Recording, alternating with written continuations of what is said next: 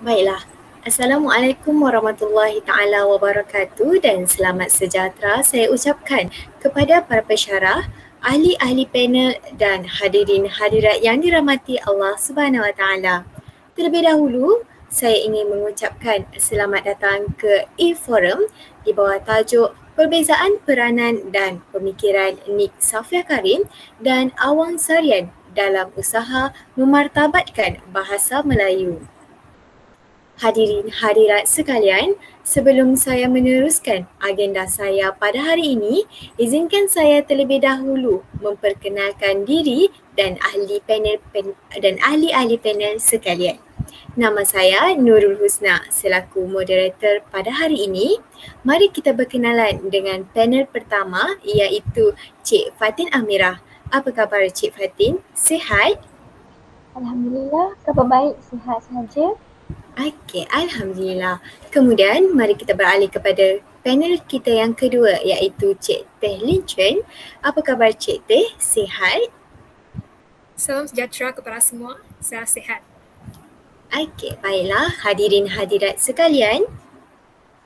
Pada hari ini kita akan membincangkan berkaitan dua orang tokoh yang tidak asing lagi dalam dunia bahasa Melayu. Tidak lain dan tidak bukan iaitu Profesor Emeritus Datuk Dr. Nik Safia Karim dan juga Profesor Dr. Awang bin Sarian. Seperti yang kita sedia maklum, bahasa Melayu merupakan bahasa kebangsaan yang mana bahasa ini pernah menjadi bahasa lingua franca yang digunapakai oleh seluruh pedagang dan masyarakat di tanah Melayu suatu ketika dahulu. Apabila kita melihat kepada konsep Melayu itu sendiri, Melayu mempunyai pengertian yang luas. Menurut Dewan Bahasa dan Pustaka 2016, bahasa merujuk kepada sistem lambang bunyi, suara yang dipakai sebagai alat perhubungan dalam lingkungan satu kelompok manusia. Penumpuan pembelajaran dan pemudacara PDPC Bahasa Melayu yang terlalu menitik beratkan penguasaan sistem bahasa dan kemahiran berbahasa mengakibatkan kurangnya perhatian terhadap aspek falsafah yang mendasari aspek sistem dan kemahiran dalam bidang pendidikan bahasa Melayu itu sendiri. Abdul Wahab 2019. Terdapat juga beberapa orang tokoh yang bertungkus lumus memartabatkan dan mendaulatkan bahasa Melayu dalam Nusa Cinta Kita. Antaranya ialah Profesor Emeritus Datuk Dr. Nik Safia Karim dan Profesor Datuk Seri Dr. Haji Awang Sarian. Baiklah, tanpa membuang masa lagi, kita akan beralih kepada panel pertama kita iaitu Cik Fatin. Baiklah Cik Fatin, sedari tadi saya menyebut-nyebut nama yang cukup hebat iaitu Profesor Emeritus Datuk Dr. Nik Safia Karim yang merupakan idola saya dan juga kita dalam dunia bahasa. Jadi, bolehkah Cik Fatin berkongsi serba sedikit latar belakang beliau yang membolehkan nama Profesor Emeritus Datuk Dr. Nik Safia Karim ini dikenali dalam dunia bahasa khususnya bahasa Melayu? Dipersilakan. Terima kasih diucapkan kepada moderator kita pada hari ini iaitu Encik Nurul. Okey, di sini suka saya menceritakan lebih lanjut tentang Profesor Emeritus Datuk Dr. Nik Safia Karim atau nama sebenar beliau adalah Nik Safia binti Haji Abdul Karim. Beliau dilahirkan pada 17 Disember 1939 di Kampul Banggul, Kota Baru, Kelantan. Beliau merupakan anak bongsu dari 5 adik-beradik dan beliau berkahwin dengan Muhammad Zain bin Omar dan dikurniakan 4 cahaya mata iaitu 2 lelaki dan 2 perempuan. Beliau mendapatkan pendidikan awal di Sekolah Rendah Inggeris Perempuan, Sekolah Rendah Zainab, Kota Baru, Kelantan dan seterusnya menyambung pengajian beliau di Maktab Perempuan Melayu, Kuala Lumpur dan Kolej Tunku Kursiah Negeri Sembilan. Pengajian beliau seterusnya adalah ke Higher School Certificate St. Francis Institution Melaka. Seterusnya beliau menyambung ijazah sarjana muda di Universiti Malaya dan ditutur di Jabatan Pengajian Melayu. Pada tahun 1965, beliau mendapat ijazah sarjana sastera dan pada tahun 1975, Beliau mendapat ijazah kedoktoran PhD di University Ohio, Amerika Syarikat. Pada tahun 1982 sehingga 1984, beliau telah mendapat timbalan dekan 2 kali, iaitu Fakulti Sastra dan Sains Sosial. Pada tahun 1984 sehingga 1986, beliau telah menjadi Ketua Jabatan Pengajian Melayu. Dan pada tahun 1990, beliau memegang jawatan sebagai Profesor Kursi Pengajian Melayu yang keempat. Pada tahun 1990 sehingga 1992, beliau merupakan pengarah akademik pengajian Melayu yang pertama. Dan pada tahun 1962 hingga 1994, beliau telah dilantik sebanyak 2 kali untuk jawatan dekan. Sumbangan Nik Safia Karim dalam bidang linguistik dapat dilihat apabila beliau menjadi salah seorang pengasas Persatuan Linguistik Malaysia dan pernah menerajui sebagai Presiden selama 18 tahun dan kini beliau menjadi penasihat persatuan tersebut. Beliau juga telah mengasaskan 2 buah persatuan wanita iaitu Pertiwi, Pertubuhan Tindakan Wanita Islam dan Persatuan Siswazah Wanita Malaysia. Pada tahun 1978, beliau telah dilantik ke Majlis Penasihat Kebangsaan bagi mengintegrasikan wanita dalam pembangunan, sebuah badan penasihat tertinggi bagi menasihati kerajaan tentang hal ehwal wanita. Kini, nama badan tersebut telah diubah kepada Majlis Penasihat Wanita Negara dan belia sebagai pengurusi majlis itu sehingga sekarang. Bagi dalam bidang bahasa pula, beliau telah menghasilkan belasan buku dan ratusan majalah tentang bahasa. Antara buku yang terkenal ialah Tata Bahasa Dewan yang ditulis bersama 3 orang ahli bahasa yang lain, iaitu Bahasa Malaysia Sinteks, beberapa persoalan sosiolinguistik bahasa Melayu dan Malay Grammar for Academic and Professional. Beliau juga menjadi pakar rujuk bahasa bukan sahaja dalam negara, malahan juga di luar negara, contohnya di Kementerian Pelajaran Singapura dan Kementerian Pelajaran Brunei Darussalam. Beliau telah berkhidmat dalam Lembaga Pengelola Dewan Bahasa dan Pustaka selama 14 tahun dan juga dilantik sebagai Ahli Jawatan Kuasa Tetap Bahasa Melayu yang mewakili Malaysia di Pertemuan Majlis Bahasa Melayu Brunei Darussalam, Indonesia dan Malaysia dan ahli jemputan lain dalam Majlis Antarabangsa Bahasa Melayu. Beliau juga merupakan ahli Lembaga Amanah Yayasan Karyawan dan ahli Lembaga Penasihat Perpustakaan Negara Malaysia. Dalam bidang kewanitaan, beliau telah menghasilkan beberapa buah buku tentang pengajian wanita dan pada masa kini menjadi seorang pensyarah sambilan di rancangan pengajian gender Universiti Malaya. Pada tahun 1989, beliau dikurniakan Kesatria Mangkunegara. Pada tahun 1995, Johan Mangkunegara dan pada tahun 1997, Johan Panglima Negara yang membawa gelaran Datuk. Beliau juga telah menerima Anugerah Wanita Cemerlang Tan Sri Fatimah Evan bagi kecemerlangan dalam bidang pendidikan beliau. Anugerah Wanita Cemerlang sempena perayaan 50 tahun Maktabah Perempuan Melayu iaitu Kolej Tunku Kursiah, Tokoh Ilmuwan Bahasa pada tahun 2001, Pingat Emas Tun Fatimah pada tahun 2001 dan Ijazah Kehormat Doktor Persuratan daripada Universiti Kebahasaan Malaysia pada 2003. Saya kira itu sahaja daripada saya akan serahkan kepada Teh. Okey, sekarang saya akan membentangkan tentang peranan dan pemikiran Nik Safia Karim.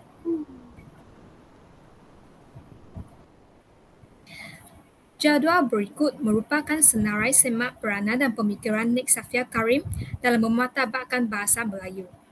Jadual tersebut dibuat berdasarkan berita yang dipaparkan di surat khabar. Okey, seterusnya. Hasil dapatan yang diperoleh menunjukkan pernyataan memastikan bahasa Melayu menjadi teras pendidikan negara menjadi pilihan dalam membincangkan peranan Nik Safia Karim dalam memartabatkan bahasa Melayu. Selain itu, Profesor Nik Safia Karim juga telah berusaha memperkasa bahasa Melayu sebagai bahasa pengantar di negara kita supaya tiada jurang komunikasi antara kalangan rakyat Malaysia agar konsep keluarga Malaysia dapat direalisasikan. Di samping itu, beliau juga menyatakan bahawa bahasa Melayu harus dipelajari dan dimartabatkan oleh orang Melayu dan bukannya dipinggirkan oleh bangsa Melayu sendiri dan menganggap bahasa Inggeris sebagai bahasa pertama yang harus dipelajari. Namun, tidak dapat dinafikan bahawa beliau juga berusaha menggalakkan buku ilmiah dan akademik ditulis dalam bahasa Melayu. Profesor juga menyeru seluruh guru yang sedang mengajar di Pusat Pendidikan Malaysia memainkan peranan masing-masing dalam menggunakan bahasa Melayu dengan baik dan memartabatkan kedudukan bahasa Melayu di negara yang tercinta ini. Baiklah, terima kasih kepada panel pertama dan panel kedua kerana telah mengupas latar belakang dan juga peranan serta sumbangan Profesor Emeritus Datuk Dr. Nik Safia Karim. Maka secara wajarannya dapat kita lihat dari peranan dan sumbangan yang diberikan oleh Profesor Emeritus Datuk Dr. Nik Safia Karim ini dalam usaha memartabatkan bahasa Melayu begitu mendalam. Perkara inilah yang perlu disanjung dan dijulang oleh masyarakat kita, terutama dari generasi muda, agar bahasa Melayu kekal relevan selamanya. Baiklah, selepas kita melihat tokoh pertama, maka kita beralih pula kepada tokoh yang kedua, iaitu Profesor Datuk Dr. Haji Awang Sarian. Soalan ini saya tujukan kepada panel pertama, iaitu Cik Fatin, dan juga panel kedua iaitu Cik Teh. Okey, untuk soalan Cik Fatin, bolehkah Encik Fatin berkongsi kepada kami semua berkaitan latar belakang Awang Sarian dan juga soalan untuk Cik Teh iaitu peranan dan sumbangan Profesor Dr. Awang Sarian ini dalam usaha memartabatkan bahasa Melayu. Dipersilakan kepada kedua-dua panel. Terusnya saya akan ceritakan tentang Awang Sarian.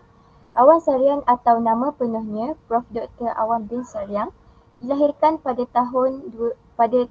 tarikh 20 Oktober 1953 di Kampung Parit Bilal, Rambah, Pontian, Johor. Beliau mendapat pendidikan awal di Sekolah Rendah Kebangsaan dan Sekolah Agama Teluk Kerang, Pontian, Johor. Seterusnya, beliau melanjutkan pelajaran ke Sekolah Menengah Teluk Kerang dan melanjutkan pengajian tingkatan 6 di Sekolah Menengah Sultan Ismail, Johor Bahru. Pengajian tinggi dan pencapaian beliau dapat dilihat apabila pada tahun 1973 beliau telah menyambungkan pengajian beliau ke Institut Bahasa, Kesusasteraan dan Kebudayaan Melayu IBKKM dan Universiti Kebangsaan Malaysia. Pada tahun 1977, beliau memperoleh ijazah sarjana muda persuratan dan ijazah sarjana muda persuratan kepujian kelas kedua atas pada tahun 1977 dan diploma pendidikan pada tahun 1977. Pada tahun 1984, dengan tesisnya yang berjudul Kesinambungan Bahasa dalam Karya Sastera Melayu, Analisis Linguistik daripada Sudut Sintaksis, ia dianugerahi ijazah sarjana sastera oleh Universiti Malaya. Pada tahun 1998, beliau telah meraih gelaran Doktor Falsafah.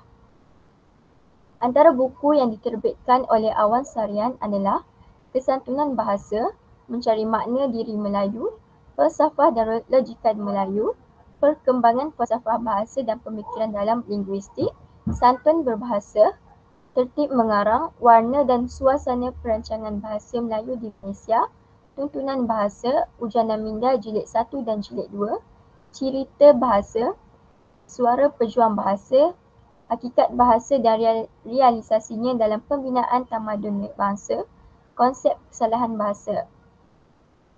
Sumbangan Awang Sarian dapat dilihat apabila di negara China, beliau telah membantu meningkatkan taraf program pengajian Melayu dengan memperkenalkan kursus-kursus baharu yang bersifat ilmiah seperti sosiolinguistik, perbandingan bahasa Melayu varian Malaysia dan Indonesia, tata bahasa, sintaksis dan morfologi, kesantunan bahasa dan penulisan ilmiah di peringkat ijazah pertama, selain turut mengajarkan kursus kemahiran bahasa Melayu kepada pelajar asing. Beliau turut terlibat mengasaskan program sarjana pengajian Melayu dan memberikan kuliah tentang penyelidikan bahasa dan penulisan ilmiah. Selain menyelia calon sarjana dan mengendalikan sesi perundingan untuk tenaga akademik jurusan Bahasa Melayu dalam mendalami ehwal bahasa dan persuratan serta ehwal yang berkaitan dengan negara Malaysia. Beliau turut mengusahakan penerbitan siri monograf pengajian Melayu dan menjadi penyemak beberapa buah kamus dari bahasa Melayu kepada bahasa Mandarin dan beberapa penerbitan lain, termasuklah penerbitan elektronik dari bahasa Melayu kepada bahasa Mandarin. Beliau turut membantu memantapkan program bahasa Melayu di universiti-universiti lain seperti di China dan Universiti Komunikasi China di Beijing, Universiti Pengajian Asing Guangdong di kota Guangzhou, Universiti Bangsa-Bangsa Guangxi di kota Nanning dan terlibat pada peringkat awal penubuhan program bahasa Melayu di Universiti Bangsa-Bangsa Yunan di kota Kuning bersama-sama dengan Konsul Jeneral Malaysia iaitu Encik Rosli Abdul. Sumbangan yang jelas dalam perancangan korpus bahasa ialah penglibatannya dalam membantu merumuskan atau membakukan prinsip dasar beberapa aspek korpus bahasa Melayu, terutamanya tata bahasa dan sebutan. Dalam bidang tata bahasa, buku dan makalah yang dihasilkan mendapat perhatian masyarakat, khususnya kepada pendidik dan pelajar, melalui cara penyampaiannya yang mudah dan jelas. Saya akan serahkan kepada Teh kembali. Okey, sekarang marilah kita bersama-sama mempelajari peranan dan pemikiran Awang Sarian. Jadual berikut merupakan senarai semak peranan dan pemikiran Awang Sarian dalam mematapakkan bahasa Melayu. Jadual tersebut telah dibuat berdasarkan berita yang dipaparkan di surat khabar.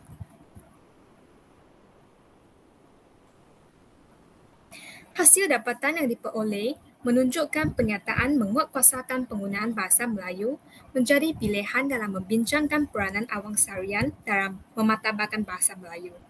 Di samping itu, Profesor Awang Sarian juga berusaha menguatkuasakan kedudukan bahasa Melayu dengan menggalakkan rakyat Malaysia menggunakan bahasa Melayu sebagai bukti kepatuhan undang-undang yang termaktub dalam Perlembagaan Malaysia.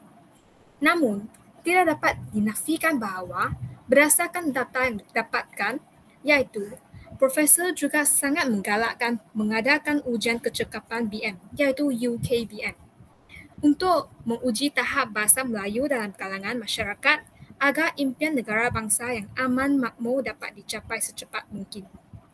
Selain itu, beliau juga mengatakan bahawa Carta Negara melambangkan kekuatan bahasa Melayu sebagai bahasa kebangsaan dan rakyat Malaysia harus menguasainya dengan baik. Justeru, saya akan buat sedikit rumusan tentang peranan dan pemikiran Profesor Nik Safia Karim dan Profesor Awang Sarian. Antaranya ialah Nik Safia Karim telah berpendapat bahawa penggunaan bahasa Melayu harus diperluaskan kepada pelbagai bidang.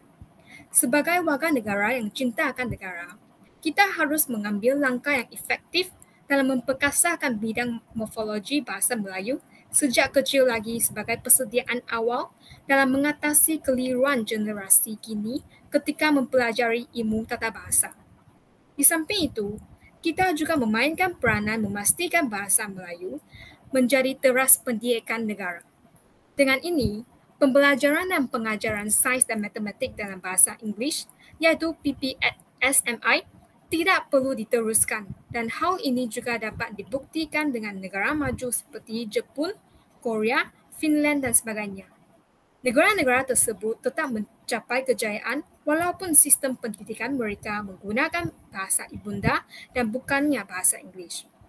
Bukan begitu saja, Nik Safia Karim juga menasihati orang Melayu agar mempelajari dan mematapakkan bahasa Melayu agar tidak hanya mengagumi bahasa Inggeris sehingga mengabaikan bahasa Melayu. Di samping itu, Awang Sarian telah berpendapat bahawa penggunaan bahasa Melayu harus dikuatkuasakan bukan sahaja dalam bidang akademik. Sebagai warga negara, kita mempunyai peranan tersendiri untuk memastikan bahasa Melayu benar-benar merdeka. Selain itu, kita juga harus menggunakan bahasa Melayu sebagai bukti kepatuhan undang-undang. Jata negara juga dilambangkan sebagai kekuatan bahasa Melayu. Oleh itu, kita harus berusaha mengukuhkan kedudukan bahasa Melayu seperti yang termaktub dalam Perlembagaan Persekutuan Malaysia. Bukan begitu saja, Awang Sarian juga mengatakan bahawa bahasa Melayu harus dijadikan medium perbincangan ilmiah agar dapat mempertingkat kemampuan bahasa Melayu sebagai bahasa ibunda dan memberi semangat kepada masyarakat untuk teruskan usaha memartabatkannya. Oleh itu, pada pendapat saya, semua pihak harus bekerjasama mencari inisiatif terbaik dalam meningkatkan darjat bahasa Melayu bukan sahaja dalam kalangan rakyat Malaysia tetapi di persada dunia. Terima kasih kepada dua orang panel kita pada hari ini. Cukup suka saya mendengar latar belakang tokoh yang saya sanjungi iaitu Profesor Emeritus Datuk Dr. Nik Safiah Karim dan juga Profesor Dr. Awang bin Sarian.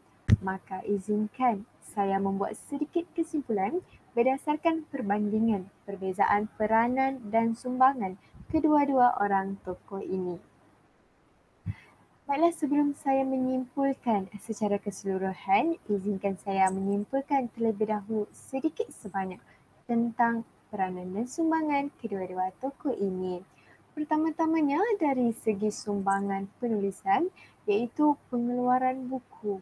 Kedua-dua orang tokoh ini telah menghasilkan karya melebihi 60 buah karya, tidak sekadar buku, bahkan jurnal, tesis dan juga puitis yang berkaitan bahasa Melayu.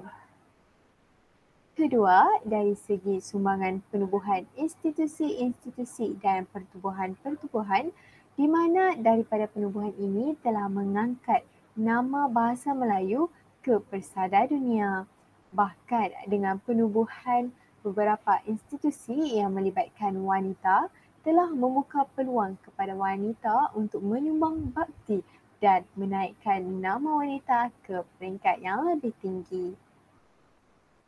Jadi kesimpulannya, sebagai rakyat Malaysia, kita telah memainkan peranan perdana dalam memartabatkan bahasa Melayu. Jelaslah bahawa sumbangan Nik Safiah Karim dan Awang Sarian adalah sangat besar dalam bidang bahasa. Mereka telah banyak mencurahkan tenaga memartabatkan bahasa Melayu agar bahasa ini sentiasa mempunyai kedudukan yang teragung dalam negara ini. Tanpa bahasa, identiti sesebuah bangsa tidak dapat dikenali, apatah lagi bagi Malaysia yang didiami pelbagai bangsa. Bak kata pepatah, yang kurik itu kendi, yang merah itu saga, yang baik itu budi, yang indah itu bahasa. Oleh itu, marilah kita menggembling sinergi menjaga bahasa kebangsaan kita supaya kekal nirmala. Di samping itu juga, tanggungjawab ini lebih tertumpu kepada generasi muda di mana mereka inilah pelapis kepada generasi tua. Secara wajarnya, mereka perlu memikirkan idea-idea baharu di samping pertolongan daripada tokoh-tokoh bahasa Melayu untuk memartabatkan, menaikkan dan mengagungkan semula bahasa Melayu ke peringkat antarabangsa. Bahkan di negara sendiri juga dapat dilihat bahasa Melayu ini sudah mula dilupakan dan masyarakat kini lebih gemar menggunakan bahasa asing maupun bahasa rojak. Oleh itu, haruslah ke atas generasi muda untuk memvariasikan idea supaya masyarakat di negara kita menggunakan bahasa Melayu yang penuh dan menggunakan tata bahasa yang lengkap. Seperti peribahasa bahasa jiwa bangsa, bahasa yang digunakan oleh seseorang itu merupakan pengenalan atau identiti kepada sesebuah bangsa yang patut dikekalkan sampai bila-bila. Jika identiti ini tiada, maka bangsa pun tiada. Maka sebegitulah. Baiklah, seterusnya kita beralih kepada sumber rujukan.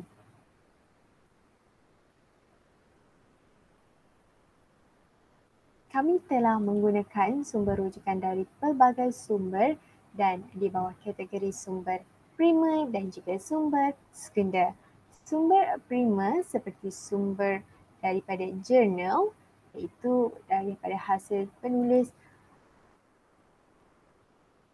M.K. Abdul Wahab 2019, Potensi Falsafah Bahasa untuk Penyatu Paduan Nasional Pandangan Guru Bahasa Melayu, Jurnal Sains Insani. Yang kedua, jurnal daripada penulisan A. Ayub 2012, Nilai Bahasa Melayu sebagai Penggerak Budaya Perpaduan dalam Kalangan Masyarakat Berbilang Kaum, Pendeta, Journal of Malay Language Education and Literature, 3, muka surat 39 sehingga 51. Baiklah, seterusnya adalah sumber sekunder dari buku Dewan Bahasa dan Pustaka 2016 iaitu Kamus Dewan edisi keempat, cetakan daripada Rina Sendirian Berhad.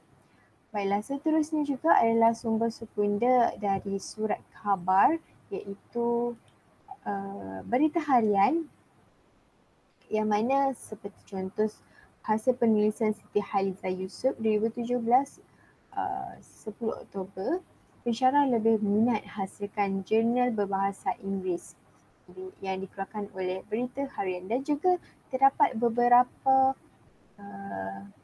sumber rujukan yang lain yang dikepilkan dan dikemukakan di dalam slide, hasil daripada rujukan-rujukan yang digunakan untuk membuat kajian bagi banding beza peranan dan sumbangan dua orang tokoh ini. Maka saya kira e-forum kita pada hari ini sudah tiba di penghujungnya.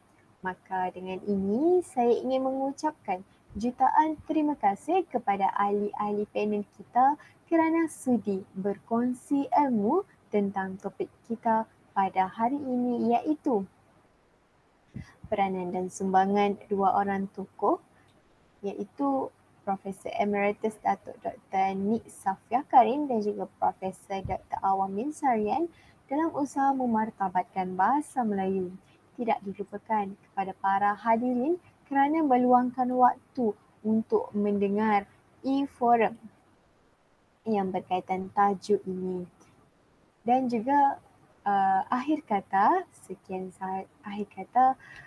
marilah kita bersama-sama menggembleng tenaga untuk memartabatkan semula bahasa Melayu supaya bahasa Melayu ini dapat digunakan oleh masyarakat setempat tanpa mengira rasa malu. Baiklah, sekian sahaja daripada saya. Kita tutup e-forum kita pada hari ini dengan ucapan wabillahi taufiq wal hidayah. Wassalamualaikum warahmatullahi taala wabarakatuh dan selamat sejahtera kepada semua. Terima kasih.